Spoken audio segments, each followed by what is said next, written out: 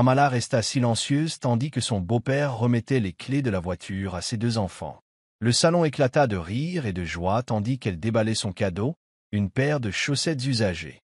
Son cœur se serra, mais elle força un sourire.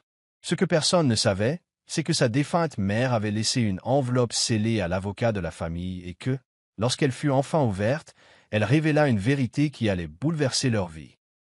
Après la mort de sa mère, Amala n'eut d'autre choix que de vivre avec son beau-père, Shinedu. Au début, elle pensait que les choses s'amélioraient avec le temps, qu'il finirait peut-être par prendre soin d'elle comme de sa propre fille, mais cela ne se produisit pas. Dans cette maison, Amala était toujours là. Elle n'était pas maltraitée ni brutalement traitée. Personne ne lui criait dessus, mais c'était bien là le problème. Personne ne la remarquait. Chaque matin, Amala se levait avant tout le monde, préparait le petit déjeuner, nettoyait la maison et préparait le déjeuner des enfants de Shinedu.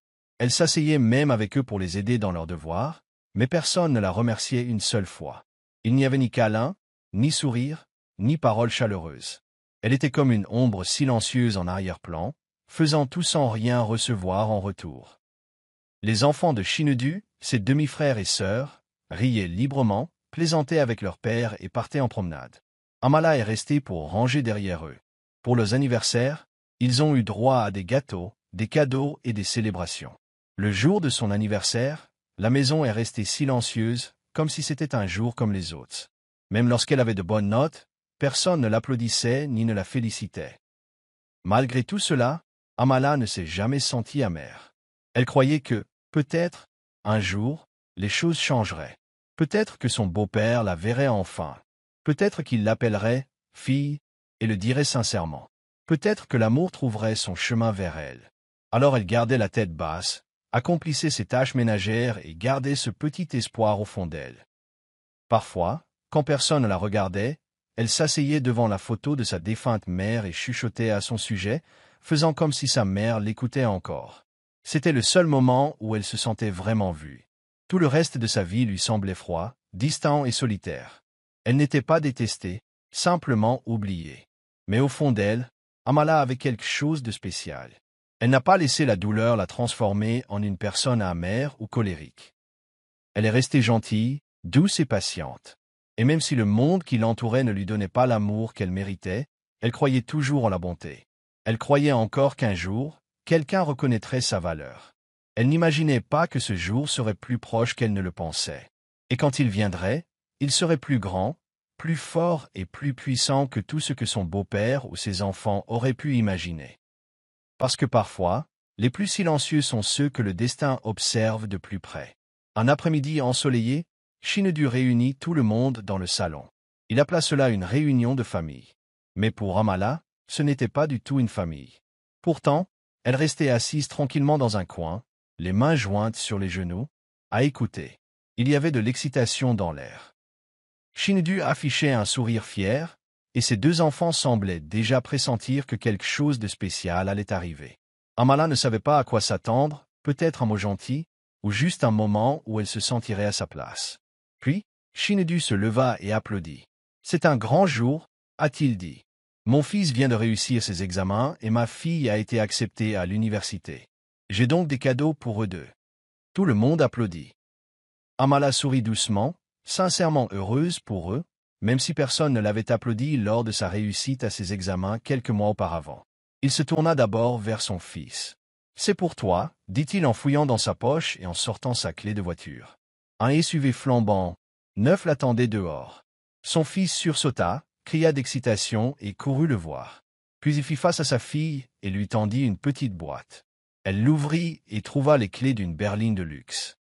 Elle poussa un cri de joie et serra son père fort dans ses bras. Amala resta immobile, look her empli de sport. Peut-être obtiendrait-elle quelque chose, elle aussi, même une petite chose, même un simple « je suis fier de toi ». Puis Shinedu se tourna vers elle. Il n'y avait ni sourire, ni chaleur dans ses yeux, juste un haussement d'épaules désinvolte. Il fouilla dans un tiroir et en sortit une vieille paire de chaussettes délavées. Il les lui lança et dit « Tiens, tu peux utiliser celles-là, elles ne me vont plus. » La pièce resta silencieuse une seconde, puis ses enfants éclatèrent de rire. Ils trouvèrent ça drôle, Amala non. Elle fixait les chaussettes qu'elle tenait dans les mains, usées, probablement oublié au fond d'un tiroir depuis des années. Sa gorge se serra, sa poitrine brûlait, mais elle ne laissa pas couler les larmes. Elle força un sourire et hocha doucement la tête, comme si cela ne lui faisait pas mal. Mais intérieurement, tout craquait. Elle regarda Shindu une dernière fois. Il s'était déjà détourné, souriant à ses enfants, fier et joyeux. Amala était de nouveau invisible. Amala ouvrit lentement l'épaisse enveloppe que M. Iijoma lui avait remise. À l'intérieur se trouvaient plusieurs papiers, certains anciens, d'autres récents, ainsi qu'une lettre manuscrite de sa défunte mère. Ses mains tremblaient lorsqu'elle déplia la lettre et commença à lire. À chaque mot, elle avait l'impression que sa mère était assise à ses côtés, lui tenant la main. La lettre était pleine d'amour, mais elle révélait aussi des secrets qu'Amala n'avait jamais imaginés. Sa mère écrivait qu'avant de mourir, elle avait acheté un grand terrain de 5 hectares au nom d'Amala. Les yeux d'Amala s'écarquillèrent sous le choc. Sa mère avait discrètement économisé, acheté un terrain et en avait fait la propriétaire officielle sans prévenir personne. C'était sa façon d'offrir un avenir à sa fille, même si elle ne serait pas là pour le voir. Mais ce n'était pas tout. Sa mère avait également créé un fonds fiduciaire au nom d'Amala. Cet argent avait été épargné pendant des années, fructifiant silencieusement, pour subvenir aux besoins d'Amala lorsqu'elle aurait 21 ans. Elle avait tout prévu pour que sa fille ne soit jamais abandonnée, même si le monde devenait froid et cruel. Et puis vint la plus grande surprise. La lettre contenait un document juridique, les dernières volontés de sa mère. Selon le testament, tout ce que Shindu revendiquait désormais comme sien, la maison, le terrain sur lequel il vivait et même l'entreprise qu'il dirigeait appartenaient légalement à Amala. Sa mère s'en était assurée. Shindu n'avait été autorisé à en prendre la gestion que lorsqu'Amala était encore enfant. Mais maintenant qu'elle avait 21 ans, tout lui appartenait. Amala n'en croyait pas ses yeux. L'homme qui la traitait comme une moins que rien vivait dans sa maison, dirigeait son entreprise et se tenait sur son terrain sans même le savoir. Sa mère savait qui était vraiment Shindu. Elle avait découvert à quel point il pouvait être égoïste et cupide. Elle avait donc tout planifié avec soin. Elle avait inscrit le nom d'Amala sur tous les documents, caché la vérité et fait confiance à M. Iijoma pour la révéler le moment venu. Amala ressentit un mélange d'émotions. Choc, joie, tristesse et puissance. Pour la première fois de sa vie, elle réalisa qu'elle n'était pas seulement la fille de trop dans la maison. Elle était la propriétaire, l'héritière, celle qui contrôlait la situation. Son beau-père avait offert à ses propres enfants des cadeaux coûteux et lui avait laissé une paire de chaussettes. Mais maintenant, Amala avait quelque chose de plus puissant. La vérité, la preuve et le dernier mot. Tandis qu'Amala lisait la lettre de sa mère, son cœur s'emballa. Ce qu'elle avait lu jusqu'ici était déjà surprenant, mais la suite la bouleversa profondément. Sa mère avait écrit sur Shindu, l'homme qui était devenu son beau-père, l'homme en qui elle avait eu confiance après la mort de son père. Mais ce que la lettre révélait était quelque chose qu'Amala n'avait jamais imaginé. Avant d'épouser sa mère, Shindu n'était pas l'homme gentil et attentionné qu'il prétendait être. Sa mère avait découvert qu'il avait falsifié des documents commerciaux. Il avait menti sur son travail, son argent et sa vie. Il était criblé de dettes et avait vu en sa mère, une femme travailleuse et prospère, une porte de sortie. Il ne l'avait pas épousée par amour.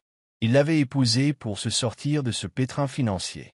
Sa mère avait écrit qu'elle avait découvert la vérité trop tard. Elle l'avait déjà épousé lorsqu'elle l'avait découvert. Elle avait vu comment il tentait peu à peu de prendre le contrôle de son argent, de ses biens et de son entreprise. Il utilisait de faux noms, des comptes cachés et des stratagèmes pour tenter de lui voler ce qu'elle avait en gagné. Les yeux d'Amala se remplirent de larmes en imaginant ce que sa mère avait dû endurer. Trahie par l'homme en qui elle pensait pouvoir avoir confiance. Mais au lieu de réagir avec colère ou peur, sa mère prit une décision calme et décisive. Elle ne le combattit pas directement. Elle ne fit pas de scène. Elle fit semblant de ne pas savoir. Elle resta silencieuse, mais sans faiblir. Sa mère avait écrit « J'ai vu qui il était vraiment, et je savais que je ne pourrais pas l'arrêter tant que j'étais en vie. J'ai donc choisi de te protéger pour l'avenir. » Cette phrase est restée gravée dans la mémoire d'Amala. Sa mère avait déjoué Shindu avec calme et habileté. Elle avait agi dans son dos pour faire d'Amala l'héritière légale. Elle avait placé tous les documents importants au nom d'Amala et avait fait confiance à l'avocat, Maître Iijoma, pour tout garder en sécurité. Amala comprenait désormais tout clairement. Shindu ne l'a jamais traitée comme un membre de sa famille, car il ne s'est jamais soucié d'elle ni de sa mère. Il ne se souciait que de ce qu'il pouvait obtenir, mais sa mère avait percé à jour son masque et s'était assurée que sa fille ne souffrirait pas à cause de lui. Amala s'est adossée à sa chaise, serrant fermement la lettre. Toutes les fois où elle s'était sentie mal aimée et indésirable prenaient soudain un sens. Ce n'était pas à cause d'elle, c'était à cause de sa cupidité. Mais maintenant, la vérité était entre ses mains. Sa mère l'avait non seulement protégée, mais aussi préparée, et Amala savait que son heure était venue. Amala rentra chez elle comme si de rien n'était. Elle ne dit à personne ce que l'avocat avait dit ni ce qui était écrit dans la lettre. Shindu et ses enfants n'ont même pas remarqué son silence. Ils ont continué à la traiter comme si elle n'avait aucune importance. Mais intérieurement, Amala avait changé. Elle connaissait désormais la vérité et détenait un pouvoir qu'il n'imaginait même pas. Les jours suivants, elle se comporta normalement.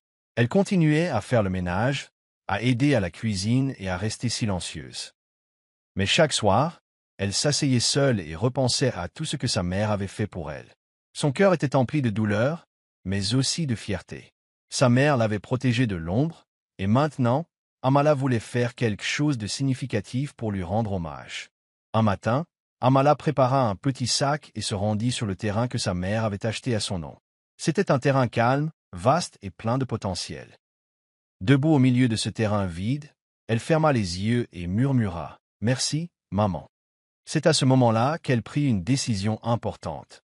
Elle ne se contenterait pas de reprendre la maison, le terrain et l'entreprise que Shindu croyait lui appartenir. Elle construirait quelque chose d'encore plus grand, quelque chose qui pourrait aider d'autres personnes comme elle. Amala a décidé de construire un centre de formation professionnelle sur place, un lieu où les orphelines, les femmes pauvres et toutes celles qui, comme elle, avaient été oubliées pourraient venir apprendre gratuitement des métiers. Couture, coiffure, informatique, restauration, tout ce qui pouvait les aider à devenir indépendantes et fortes. Elle souhaitait créer un espace empli d'amour et d'opportunités, un lieu où aucune fille ne se sentirait plus petite ou indésirable. Elle l'a baptisé du nom de sa mère, le Centre Mama Nandi. Le nom de sa mère allait perdurer à jamais, non seulement dans sa mémoire, mais aussi dans la vie de toutes les femmes qui y trouveraient espoir. Amala s'est entretenue avec des constructeurs, des urbanistes et des bénévoles. Elle a utilisé une partie du fonds fiduciaire laissé par sa mère pour lancer le projet. Petit à petit, les choses ont pris forme. Amala n'a jamais dit à Shindu ni à ses enfants ce qu'elle faisait. Elle n'en avait plus besoin. Elle n'avait plus rien à leur prouver. Elle connaissait sa valeur et elle faisait enfin quelque chose qui la faisait vibrer. À chaque brique posée et chaque mur construit, Amala se sentait plus proche de sa mère et plus forte que jamais. La jeune fille qu'ils ignoraient devenait la femme qui allait changer bien des vies. Quelques semaines plus tard, Amala reçut un appel de M. Ejoma. Il était temps de procéder à la lecture finale du testament. Cette fois, l'avocate lui demanda d'inviter tout le monde, Shindu, ses enfants et tous ceux qui avaient vécu dans la maison. Amala transmit discrètement le message. Shindu esquissa un sourire narquois en entendant cela, comme s'il savait déjà ce qui allait arriver. Ses enfants étaient tout aussi enthousiastes, pensant qu'ils allaient recevoir encore plus de cadeaux, plus d'argent, et peut-être même tout contrôler. Le jour de la réunion, Shindu et ses enfants arrivèrent chez l'avocat habillés comme des rois. Vêtements de luxe, chaussures tapax en rave-l'œil, sacs de créateurs. On aurait dit une famille prête à s'emparer d'un héritage colossal. Amla arriva dernière. Elle portait des vêtements simples et son visage était impassible. Elle resta assise tranquillement à attendre. Monsieur Ejoma souhaita la bienvenue à tous et ouvrit un épais dossier sur son bureau. Puis, d'une voix calme et sérieuse, il commença à lire la dernière partie du testament que la mère d'Amala avait rédigé avant de mourir. Shindu croisa les bras, son fils se pencha en arrière avec assurance, et sa fille joua avec son téléphone. Aucun d'eux ne s'attendait à ce qui allait suivre. Monsieur Ejoma s'éclaircit la gorge et déclara que, comme le stipulait son testament, tous les biens, entreprises, fonds fiduciaires et actifs revenaient à une seule et même personne. Amala est immédiatement efficace. Le silence se fit dans la salle. Shindu s'y redressa. « Qu'est-ce que vous venez de dire » demanda-t-il d'une voix tremblante. Ses enfants semblaient perplexes. Ejoma ne bronta pas. Il répéta calmement. Tout appartient désormais à Amala. Sa mère s'en est assurée. Tout est légalement signé, scellé et protégé. Chenille reste bouche bée. Mais cette maison, ce magasin, ce terrain, c'est moi qui les gère, cria-t-il. Exactement, répondit monsieur Ejoma. Vous ne faisiez que les gérer, mais vous n'en étiez jamais le propriétaire. Et maintenant, même la gestion s'arrête là. Amala ne dit pas un mot. Elle baissa simplement les yeux sur ses mains. Son cœur battait fort, mais elle resta calme. Elle se souvenait de chaque instant où il l'avait fait se sentir petite, indésirable, invisible. Maintenant, c'était eux qui restaient sans voix, essaya de protester Shinedu. Il devait y avoir une erreur. C'est impossible. Mais l'avocat referma le dossier et le regarda d'un air ferme. Pas d'erreur, monsieur. Votre défunte épouse a protégé sa fille. Elle savait exactement ce qu'elle faisait. Pour la première fois, Amala s'est sentie reconnue. Elle n'était plus la jeune fille oubliée. Elle était la véritable héritière. Et ceux qui s'étaient moqués d'elle restaient désormais assis en silence, face à une vérité inattendue. Alors que l'avocat terminait la lecture du testament, un grand bruit s'éleva dans la salle. La fille de Shindu hurla. « Ce n'est pas juste. » Son fils se leva et donna un coup de pied dans une chaise, criant que l'avocat mentait. Shindu lui-même resta silencieux au début. Il fixait le vide, pâle, comme s'il avait vu un fantôme. Il n'arrivait pas à croire ce qu'il venait d'entendre. Tout ce qu'il croyait être à lui, la maison, le terrain, l'entreprise, appartenait désormais à Amala. Il l'avait traitée comme si elle n'était rien, et pourtant, elle possédait désormais tout. Amala n'éleva pas la voix. Elle ne rit pas, ne pleura pas. Elle se leva lentement, calme et paisible, et les regarda avec une force tranquille. Ceux-là même qui l'ignoraient, se moquaient d'elle et la traitaient comme une domestique la regardaient maintenant avec stupeur et effroi. Son regard était dépourvu de colère, juste la vérité. Puis elle parla enfin, et ses mots les touchèrent plus fort que tout le reste. « Je n'ai jamais voulu de tes voitures ni de ton argent. » dit-elle d'une voix ferme. « Je voulais juste faire partie d'une famille, être aimée, être vue. Mais comme on m'a pas donné ça ici, je vais le créer moi-même, pour les filles et les femmes qui se sentent oubliées, comme moi. » Shindu ouvrit la bouche pour parler, mais aucun mot ne sortit. Pour une fois, il n'avait rien à dire. Sa fierté était brisée. Ses enfants s'assirent lentement, confus et honteux. Ils avaient grandi en se croyant meilleurs qu'elle, en pensant qu'elle n'était qu'une aide. Mais maintenant, tout avait changé. Amala regarda M. Ijoma et lui adressa un petit signe de tête pour le remercier. Puis, sans se retourner, elle quitta la pièce, laissant derrière elle ceux qui n'avaient jamais vu sa vraie valeur. Ses pas étaient doux, mais le message était clair. Dehors, le soleil brillait. Elle prit une grande inspiration et sourit. Non pas parce qu'elle était riche, mais parce qu'elle était libre. Libre de vivre selon ses propres conditions, libre d'aider les autres, libérée de la douleur de ne pas être désirée. Ce jour-là, la jeune fille autrefois invisible est devenue celle vers laquelle tout le monde devait se tourner. Et dans ce silence derrière elle, Shinedu et ses enfants se retrouvèrent avec quelque chose qu'ils n'avaient jamais goûté auparavant, l'humilité. Aujourd'hui, Amala n'est plus la fille qui recevait une vieille paire de chaussettes tandis que son beau-père offrait des voitures à ses propres enfants. Elle est devenue une femme forte et respectée dans sa communauté. Elle dirige une importante fondation pour l'autonomisation des femmes qui aide les filles et les femmes à acquérir des compétences, à trouver un emploi et à croire en elles. Beaucoup connaissent son histoire. Son influence se propage sur les réseaux sociaux et inspire des millions de personnes qui se sentent négligées ou sans importance, comme elle autrefois. Dans son bureau, Amala a un endroit spécial où elle a encadré ses chaussettes qu'on lui avait offertes il y a des années. Elles sont placées derrière une vitre, avec une petite étiquette sur laquelle on peut lire « La preuve qu'on n'a pas besoin de validation pour être précieux ». Pour Amala, ces chaussettes lui rappellent le chemin parcouru. D'être traitée comme une moins que rien, elle est devenue une personne qui fait bouger les choses.